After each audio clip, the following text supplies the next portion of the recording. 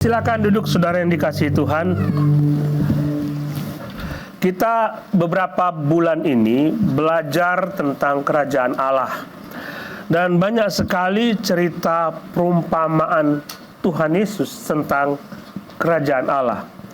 Dia bicara mengenai ada orang yang menemukan sebuah harta di sebuah tanah, dalam tanah, di sebuah ladang. Lalu dia menjual segala miliknya untuk membeli ladang tersebut. Dan pada waktu dia menemukan harta yang terpendam itu, dia sangat bersuka cita. Harta itu lebih dari segala-galanya. Itu pertama kali ketika orang bertemu dengan kerajaan Allah. Kemudian di hari-hari terakhir, Yesus membuat beberapa perumpamaan. Dia mengatakan tentang lalang dan gandum. Jadi galang dan gandum tidak bisa kita bedakan ketika mereka baru pertama kali tumbuh. Tetapi pada waktu ada buahnya, terlihat mana lalang, mana gandum. Nanti di akhir zaman, ketika tuaian siap untuk dituai, dan Tuhan mengatakan bahwa kumpulkanlah gandum itu di lumbungku dan bakarlah semua ilalang. Ada perumpamaan seperti itu. Ada pukat ketika mereka menangkap ikan, lalu ia menjaring ikan, lalu dibawa ke dalam pukatnya, lalu dibawa di dalam di pantai ketika semua ikan dikumpulkan, mereka akan menemukan mana ikan yang bagus, yang layak dikonsumsi, mana ikan yang tidak layak dikonsumsi. Nanti akan ada sortir seperti itu.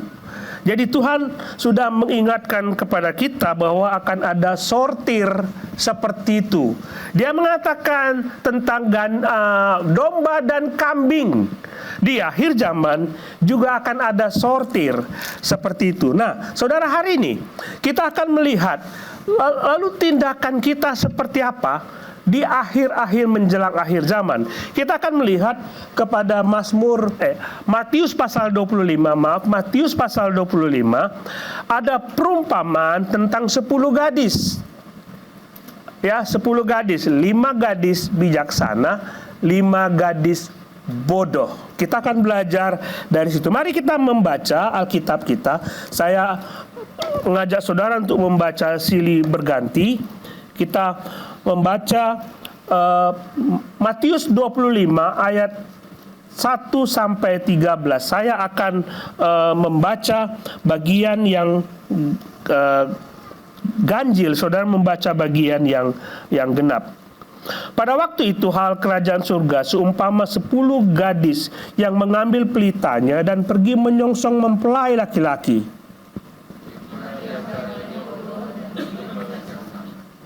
Gadis-gadis yang bodoh itu membawa pelitanya tetapi tidak membawa minyak.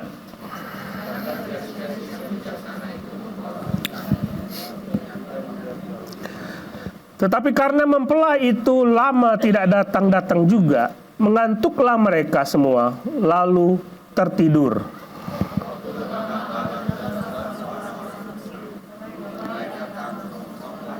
Gadis-gadis itu pun bangun semuanya, lalu membereskan pelita mereka.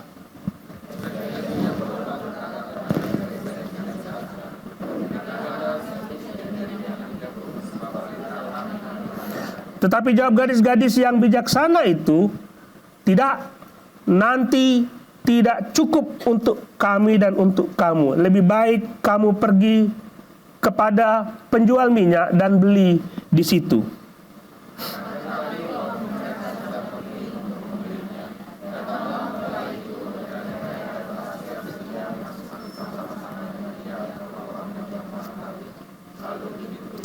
Kemudian datang juga gadis-gadis yang lain itu dan berkata, "Tuan, Tuan, bukakanlah kami pintu."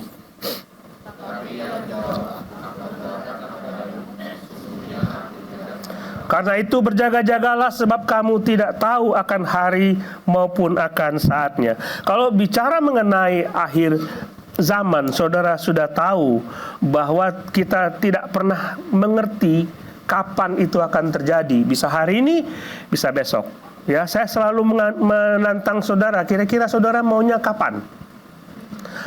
Ya, sore ini lebih bagus. Ya, supaya beban kita hilang semua.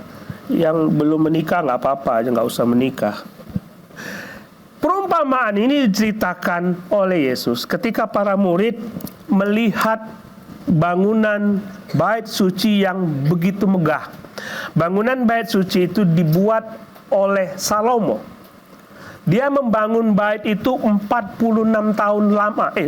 Dibuat oleh Herodes. Herodes sebagai supaya orang-orang Yahudi senang kepada dia. Jadi bersifat politis lah waktu dia bangun. Dia dibangun bait suci ini 46 tahun lamanya. Bagian dalam dibuat dalam 1,5 tahun, tetapi bagian luar, di luarnya pelataran dan sekelilingnya itu dibangun selesai tahun kira-kira tahun 63 Masehi. 63 Masehi.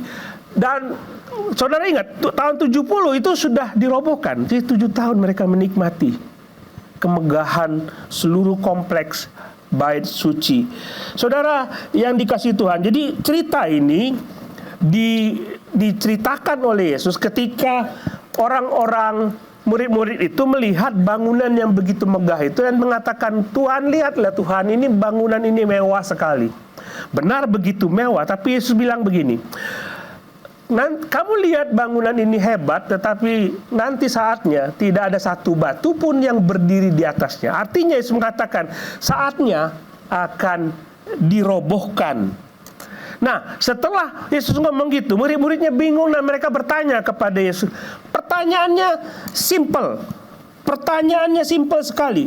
Jadi mereka mengatakan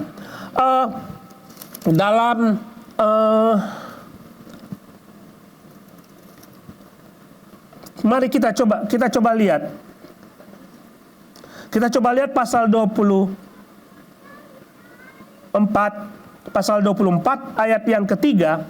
Murid-muridnya bertanya, katakanlah kepada kami bila manakah itu akan terjadi dan apakah tanda kedatanganmu dan tanda kesudahan dunia.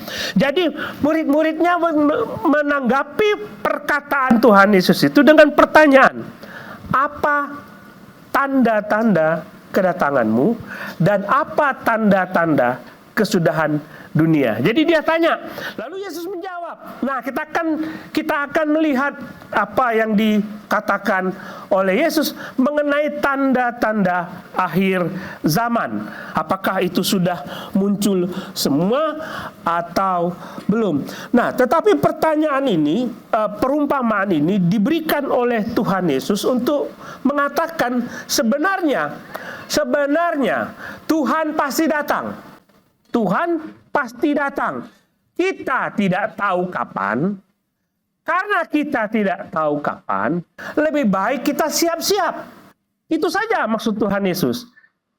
Yesus tahu kapan dia akan datang. Dia tidak dibatasi oleh waktu. Tapi dia tidak akan memberitahukan kepada murid-muridnya. Dia tidak memberitahukan kepada yang lain.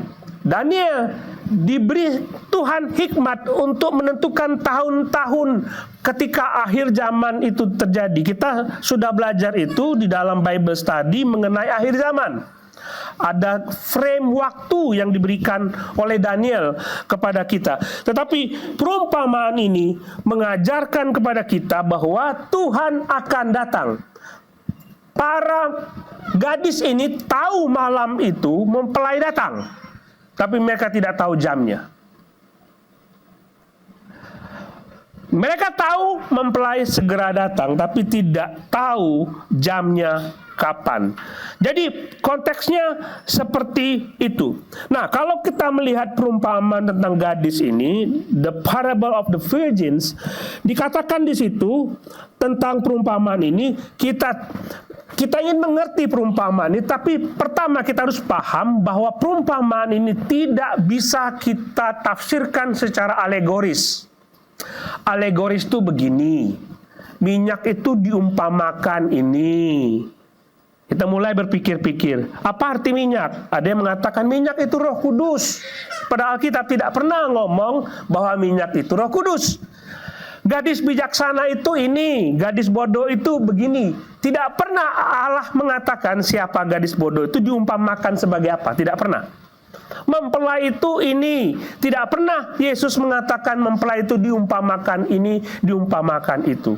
Obor itu ini. Tidak pernah disebut seperti itu. Jadi kita tidak bisa mengatakan, menerjemahkan, menafsirkan perumpamaan ini dengan alegoris. Tidak bisa. Yesus cuma pengen tahu di akhir zaman itu seperti ini yang akan terjadi. Nah, saudara tahu nanti akhir zaman itu kayak gini yang akan terjadi. Jadi tidak usah menafsirkan apa arti minyak, apa arti pelita, apa arti 5 gadis bodoh, apa arti 5 gadis bijaksana. Itu tidak melambangkan apa-apa.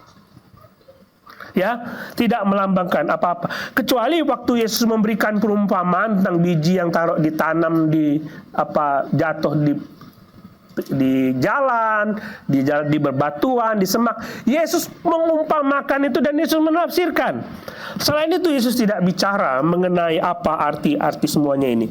Gadis-gadis itu bukan mempelai perempuan. Ada di situ disebutkan bahwa gadis-gadis itu mempelai? Enggak ada. Ya, jadi gadis itu bukan mempelai perempuan. Kalau saudara melihat bahasa Yunani, mempelai laki-laki itu singular, satu. Dalam bahasa Indonesia tidak terlihat. Tapi dalam bahasa Yunani terlihat bahwa mempelai laki-laki itu satu. Jadi jangan pernah menafsirkan bahwa mempelai laki-laki itu menantikan 10 mempelai wanita. Wah, nggak ada. Yesus tidak pernah mengajarkan poligami. Satu. Jadi mempelai perempuannya tidak disebutkan di sini. Cuma mempelai laki-laki biasanya begini. Mempelai laki-laki itu akan datang ke mempelai wanita. Dan teman-teman mempelai wanita itu menunggu-nunggu. Kami akan ikut dalam prosesi pesta. Nah, teman-teman ini perkirakan 10 gadis ini adalah teman-teman dari mempelai wanita. Jadi 5 gadis bodoh itu tidak kehabisan minyak.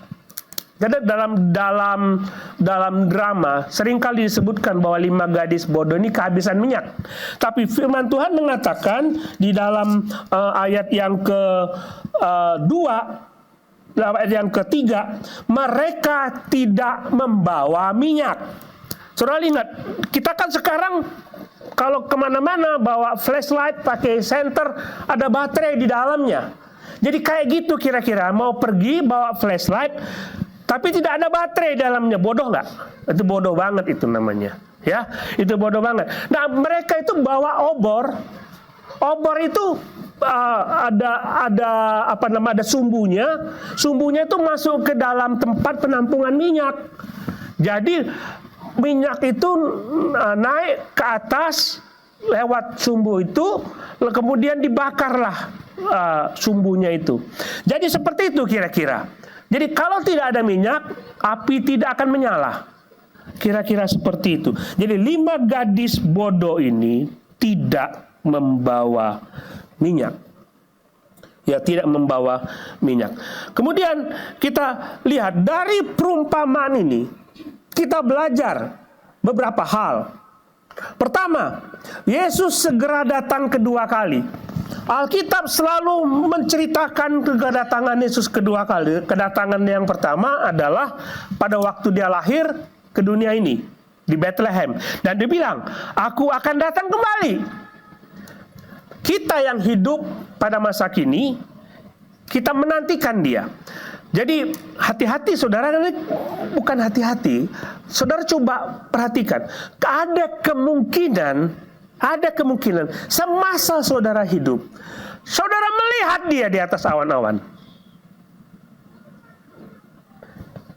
Mau nggak? Mau nggak?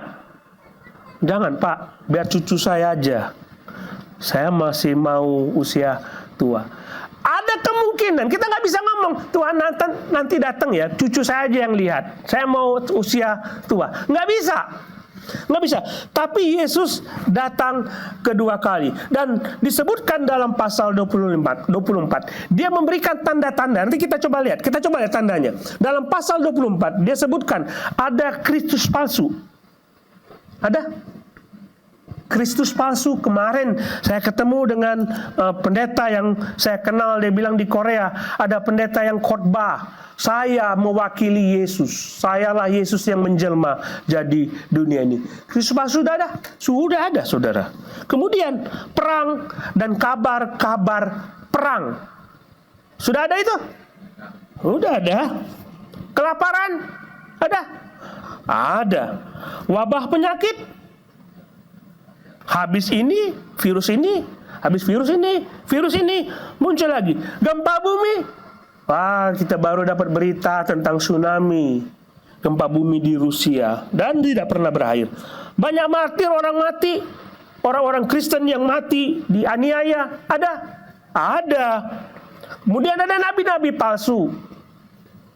Nabi-nabi palsu itu begini, banyak orang cerita mengenai firman Tuhan, tapi bukan murni memberitakan firman Tuhan. Tujuan mereka adalah uang, keuntungan diri sendiri. Nabi palsu banyak sekali, saudara. Meningkatnya kejahatan dan hilangnya kasih dan pemberitaan Injil ke seluruh dunia. Saudara lihat bahwa sebenarnya zaman teknologi ini tidak ada yang bisa membendung Injil.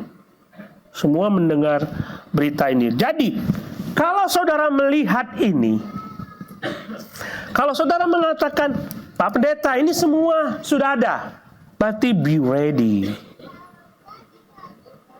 Siap. Tidak lama lagi. Jadi kita seperti gadis yang 10 gadis ini sedang menantikan. Yesus mau datang ini, tapi aku nggak tahu kapan. Kita tidak tahu kapan.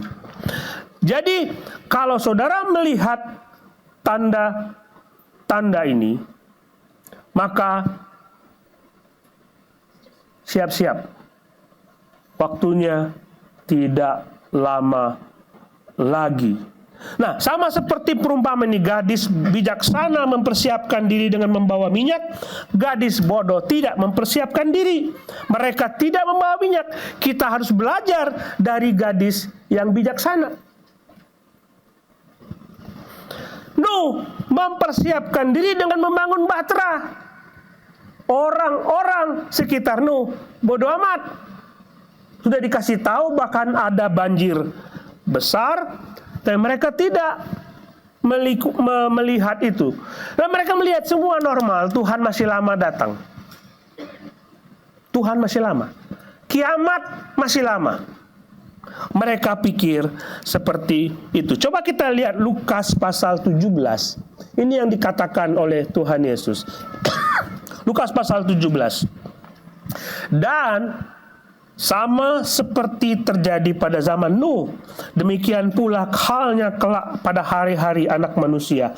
Mereka makan, minum, kawin, dikawinkan, sampai hari Nuh mereka masuk ke dalam bahtera. Lalu datanglah banjir air bah dan membinasakan mereka semua. Hidup normal seperti biasa.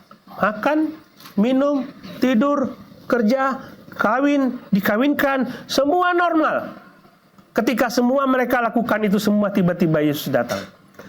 Ketika mereka melakukan hal normal, tiba-tiba hujan deras datang. Pintu bahtera ditutup, tidak mungkin dibuka lagi. Saudara mengerti maksudnya? Paham dulu di sini, saudara. Karena kita sama seperti zaman Nuh. Kita sekarang menantikan saat itu. Nah, ini bicara akhir zaman banyak yang takut. Nggak perlu takut sebenarnya. Jadi kalau kita lihat ini, Yesus akan datang kembali, dan kita tidak tahu kapan itu terjadi. Mungkin saja ini, kita anggap saja ini sudah sore hari menjelang malam.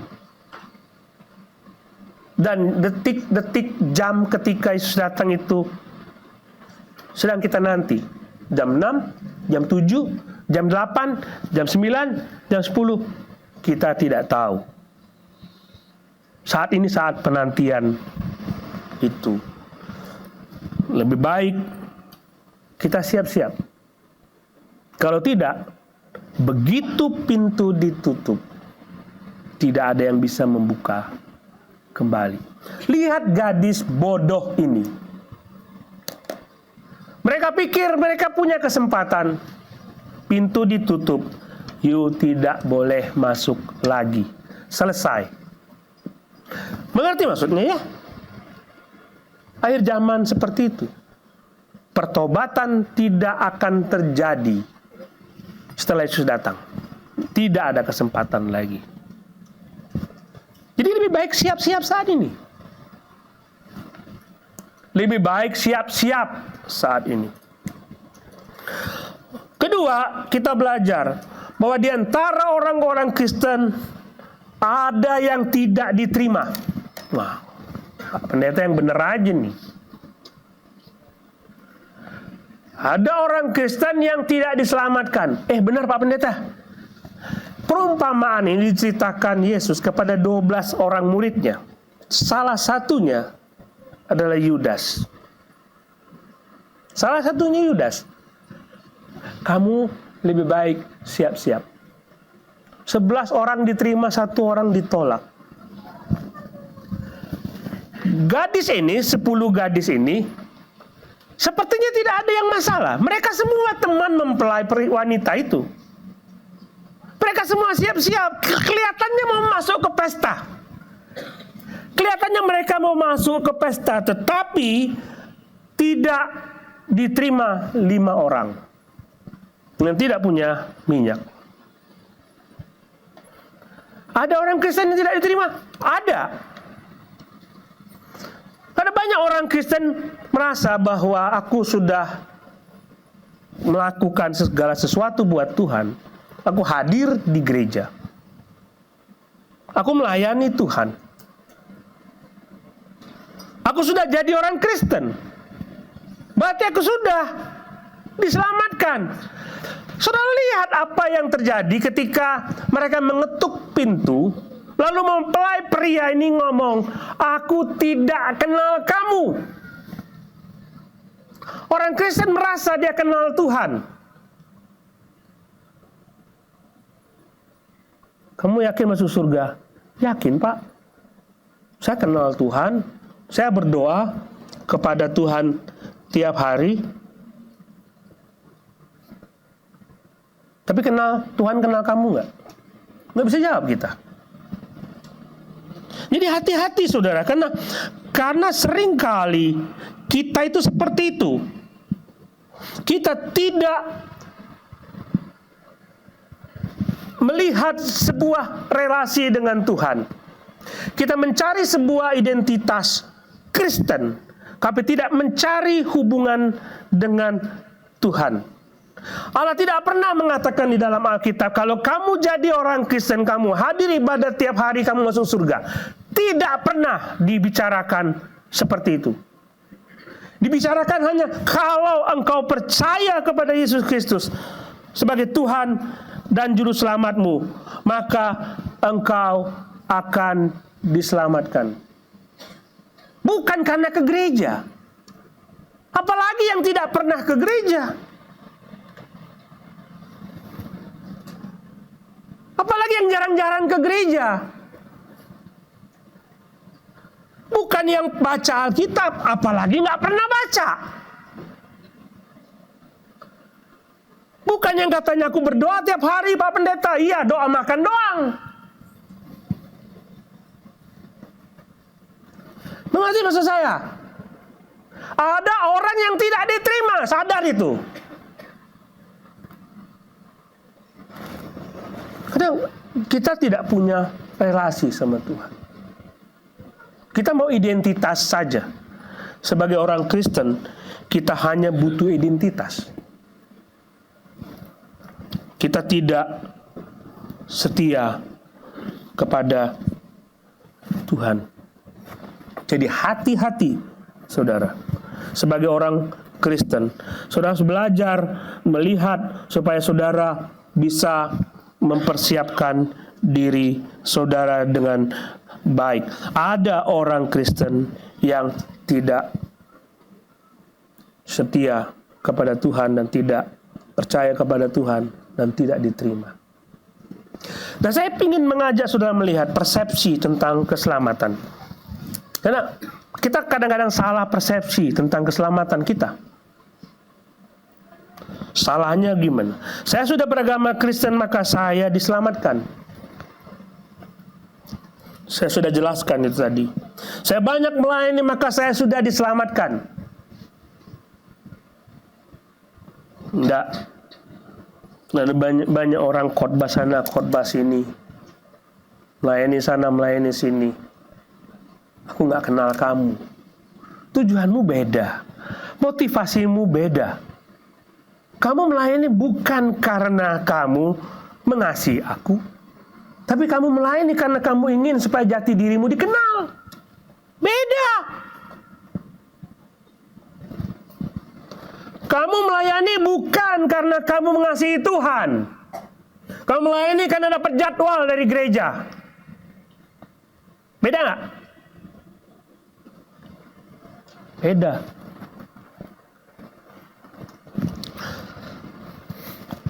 Oh nanti ada keluarga saya, istri saya, suami saya, mama saya, dia akan rajin ke gereja. Nanti di akhir zaman dia bisa ngomong sama Tuhan, Tuhan tolong itu anakku. Tuhan itu tolong istriku, biar dia masuk. Tidak ada itu. Keselamatan itu pribadi. Istrimu bisa masuk surga, belum tentu kamu masuk surga. Ya, seperti itu. Saudara coba pikir ya, kalau di keluarga kita, siapa yang tidak percaya kepada Tuhan Yesus? Saudara pergi ke gereja, anak-anakmu ke gereja nggak? Jangan sampai nanti anakmu nggak masuk surga, kamu masuk surga. Tuhan, anakku belum masuk, enggak, pintu sudah ditutup. Anakmu di luar. Hati-hati. Pintu sudah ditutup, tidak boleh masuk lagi. 5 orang bodoh ini, gadis bodoh ini, teman nggak sama yang 5 orang gadis bijaksana? Pasti teman. Berani minta minyak kok. Kenal nggak mempelai itu? Tahu. Tapi no. You tidak boleh masuk. Sudah, cukup. Hati-hati. Kita introspeksi coba. Apakah sungguh saya punya Yesus? Yesus punya saya? Apakah sungguh saya percaya kepada Yesus atau tidak? Hanya cuma main-main saja ke gereja.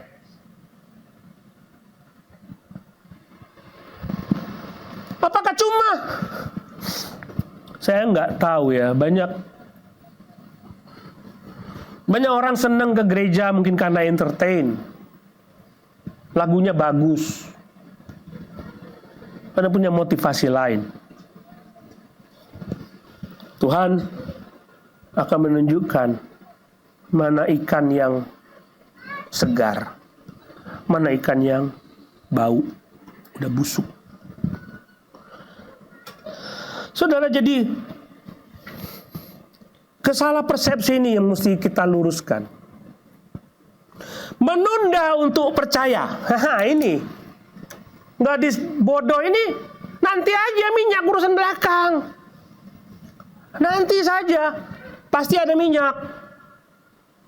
Kita tunda-tunda. Nanti saja.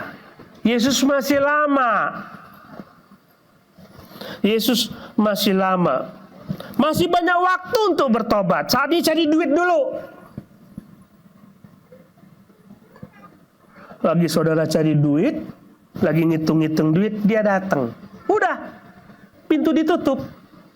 Bye-bye. Ngeri gak? Ngeri kalau saudara cari duit, supaya hidupmu selama 20 tahun, 30 tahun di dunia aman, tapi hidupmu nanti nggak aman. Pikir. Kayak Pak Itung bilang, pikir. So, kita mesti ready. Siap. Nah, bagian ketiga, kita akan siap menyambut kedatangan Yesus kedua kali. Kalau kita benar-benar memiliki iman kepada Yesus. Tidak peduli, 5 gadis bijaksana dan 5 gadis bodoh ini sama-sama tertidur. Jadi jangan pernah berpikir gadis bijaksana ini melotot matanya, lihat di lorong jalan, apakah mempelai itu datang atau tidak. Dia tidak seperti itu, normal. Karena kalau sudah begitu malam, semua tidur, pasti capek. Semua tidur. Kita semua tidur. Tapi, dia sudah secure, dia sudah punya minyak. Nah, saudara yang dikasihi Tuhan, Paulus mengatakan di dalam 1 Tesalonika 5 ayat 10 sampai 9 sampai 10. Dia bilang begini. Karena Allah tidak menetapkan kita untuk ditimpa murka, tetapi untuk beroleh keselamatan oleh Yesus Kristus, Tuhan kita, yang sudah mati untuk kita, supaya entah kita berjaga-jaga, entah kita tidur, kita hidup bersama-sama dengan Dia. Baik kita hidup maupun kita sudah mati, kita sama-sama aman.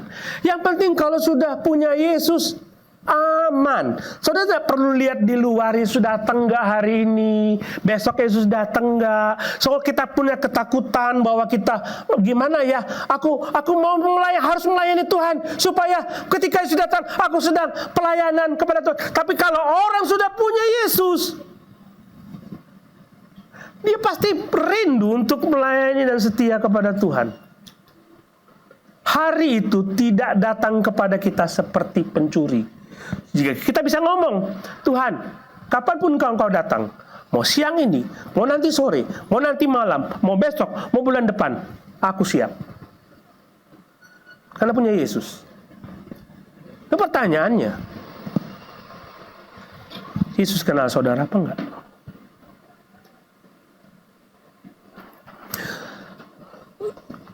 Ada orang Kristen palsu, ada orang Kristen yang benar-benar percaya kepada Yesus. Sulit untuk dibedakan. Kalau saudara tanya kepada pastor, coba lihat kami. Siapa ini yang diselamatkan, siapa tidak? Saya tidak tahu.